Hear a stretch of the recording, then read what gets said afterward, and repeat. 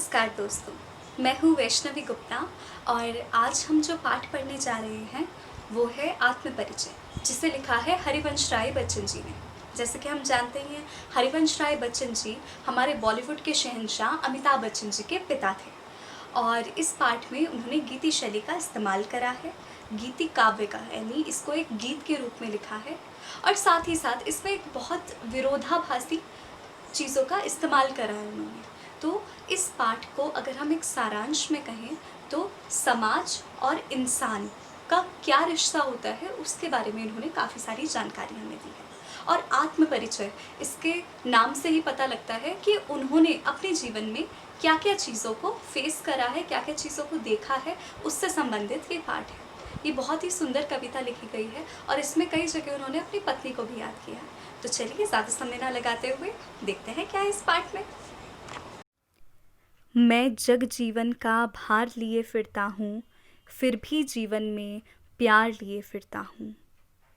तो बच्चन जी कहते हैं कि मैं अपनी सामाजिक जिम्मेदारियों को, यानी अपने जग जीवन को निभाता हुआ, उसका बोझ उठाता हुआ आगे बढ़ता जा रहा हूँ।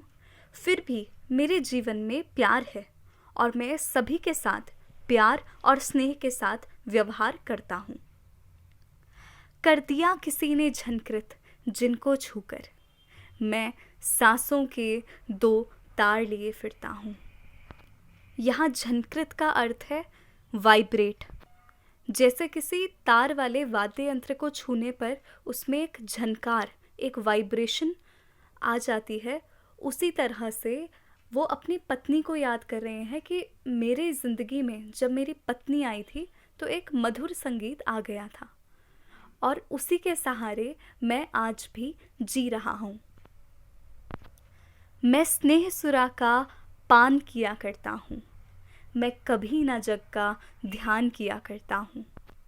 यहाँ रूपक अलंकार का बहुत अच्छा प्रयोग हुआ है। स्नेह सुरा में स्नेह कहते हैं प्यार को और सुरा कहते हैं मदिरा या शराब को।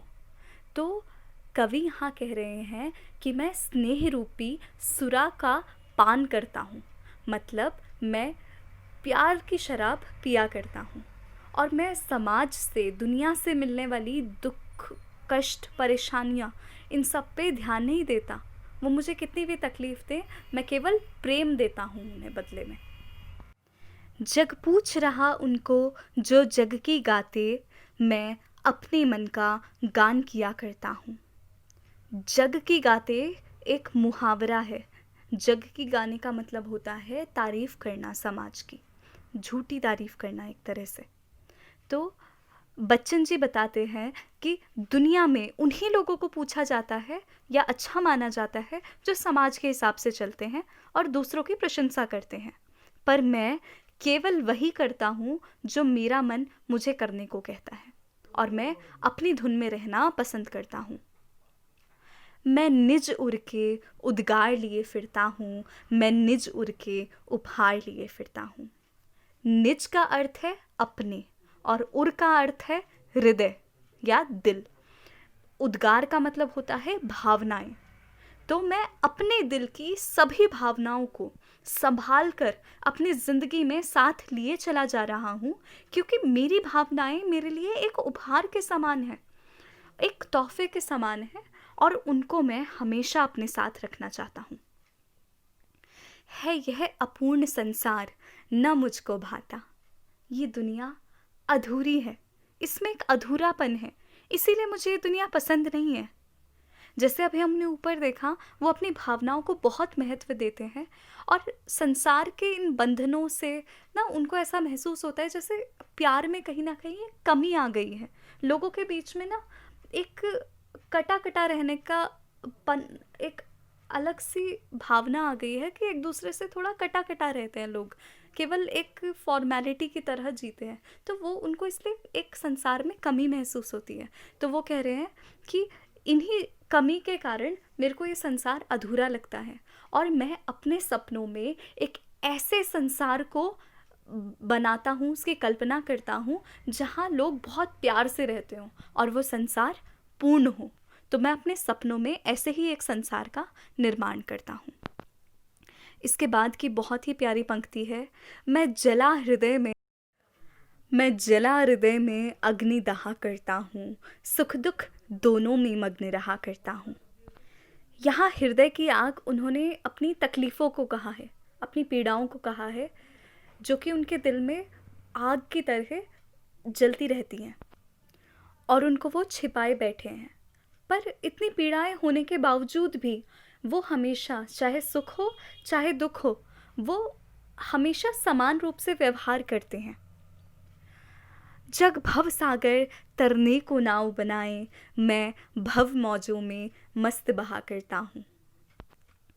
यहाँ भव सागर को ज़िंदगी के सफ़र से तुलना करते हुए कवि कहते हैं कि ज़िंदगी के सफ़र में बहुत सी परेशानियों से निपटने के लिए लोग नए नए उपाय खोजते हैं और इन उपायों को खोजते खोजते वो प्यार को अपनी ज़िंदगी से कहीं ना कहीं भूलते जाते हैं और नीरस हो जाते हैं। यानी कि समाज में होने वाली सारी तकलीफ़ों को झेलते झेलते उनकी ज़िंदगी में से प्यार की कमी आ जाती है और वो सहन शक्ति उनकी उतनी नहीं रहती। पर मैं भव मौजों में मस्त बहा करता हूँ, मतलब चाहे कैसी भी सिचुएशन हो, कैसी भी तकलीफ़ें मेरे ऊपर आ जाएं, मैं हमेशा एक समान रहता हूँ, उनका पूरा आनंद लेता हूँ और मुस्कुरा कर उनका सामना करता हूँ। उनसे परेशान नहीं होता, बल्कि मेरे को ज़िंदगी जिस दिशा में ले जाती है मैं उसी दिशा में मानो पानी की तरह बह जाता हूँ। मैं यौवन का उन्माद लिए फिरता हूँ, उन्मादों में अवसाद लिए फिरता हूँ। उन्माद यानी कि उत्सुकता या जोश, यौवन तो युवावस्था को कहते हैं और अवसाद कहते हैं दुखों को। तो मैं अपने दिल में जवानी की उत्सुकता को यानी कि युवा अवस्था के जोश को जिंदा रखता हूँ और साथ ही साथ इसी के पीछे अपने दुखों को भी छुपाए हुए हूँ। तो उत्साह के पीछे मेरे जितने भी दुख हैं उनको साथ लिए मैं अपनी ज़िंदगी को जिए जा रहा हूँ। और इसके बाद की पंक्ति जो कि बहुत ही भावपूर्ण है वो है, जो मुझको बाहर हंसा रुलाती भीतर, मैं हाय किसी की याद लिए फिरता हूँ। यहाँ वो अपनी पत्नी को याद करते हुए एक उनका जिक्र कर रहे हैं कि जो मुझको बाहर हंसा, यानी कि जिसके बारे में सोचकर मेरे चेहरे पे एक खुशी की लहर दौड़ उठती है और वो मुझे अंदर ही अंदर रुलाती हैं, क्योंकि उनकी पत्नी का अब देहांत हो चुका है, वो उनके साथ नहीं है। तो जब भी वो अपनी पत्नी को याद करते हैं ना, तो उन्हें बहुत खुशी मिलती है, पर उनका दिल बहुत दर्द होता है। तो मैं हाय किसी की याद लिए फिरता हूँ, यानी मैं अपनी पत्नी को, उसकी यादों को अपने साथ आज भी जी रहा हूँ। तो ये इस कविता का आधांश हम पढ़ेंगे अगली वीडियो में, तो तब तक पढ़ते रहिए। अरे अरे कहाँ जा रहे हो? वीडियो को लाइक तो करो, शेयर भी करो और सब्सक्राइब भी करो। ऐसे थोड़ी होता है, पहले सब्सक्राइब करो उसके बाद जाना। चलो पढ़ते रहो, अच्छे से याद करो और मिलते हैं अगली वीडियो में। Good bye.